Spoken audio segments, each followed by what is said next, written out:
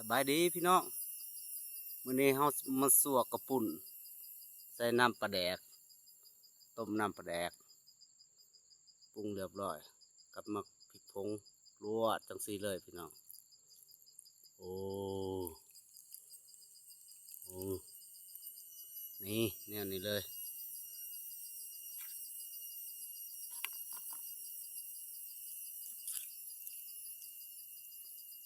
เถอะ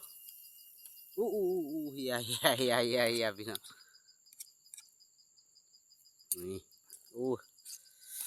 จวดคักๆมือนี่มาพี่น้องมากินน้ำกันอืม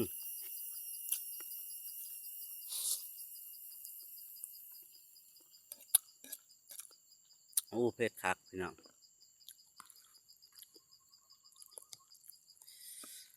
บ่มีผักกินอยู่ป่านั่งอยู่หัวสวนคือก่อน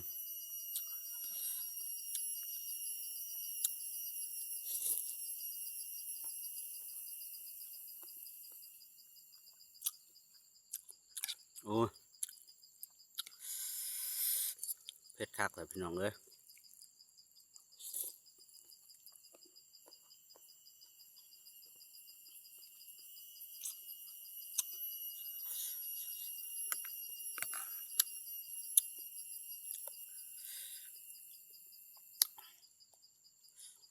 ใส่มักกะทิน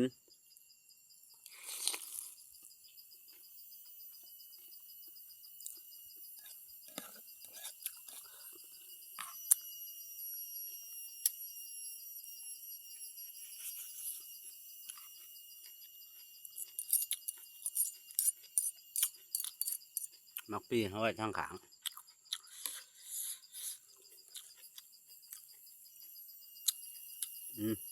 แซ่บคักพี่น้อง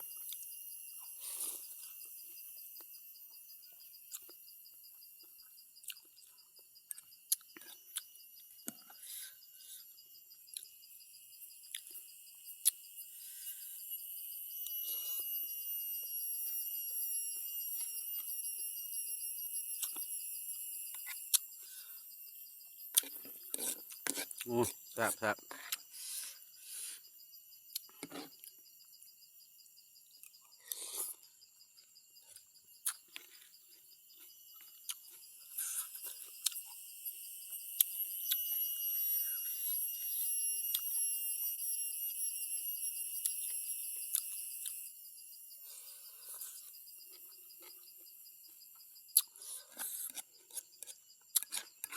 มันนี่แดดแน่จักหน้อยพี่น้องตกแต่เช้ามาก็คืนเนี่ยก็เอื่อนต้องออกมากินอยู่นอก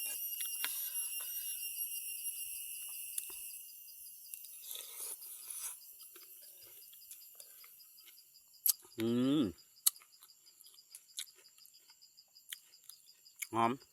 หอมคือพงเขา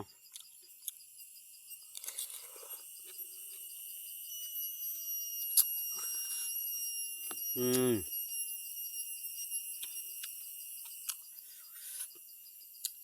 แซ่บคักพี่น้อง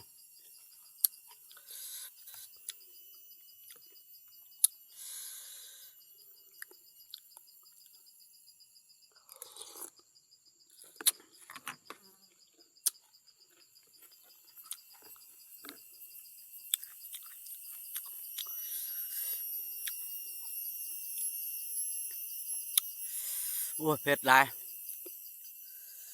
เอาคลิปนี้ก็ทำนี่แล้วพี่น้องกดไลค์กดแชร์นะกดติดตามเพื่อเป็นกำลังใจเพื่อได้สู่ต่อพอได้มีแห้งเสียหยา หยากระหกหลายแต่ว่าอยู่ในเฮาได้ตัดแล้วแหละยังเบื้องลมยังไม่ทันได้ตัดสำนี้แหละพี่น้องขอบใจเด้อ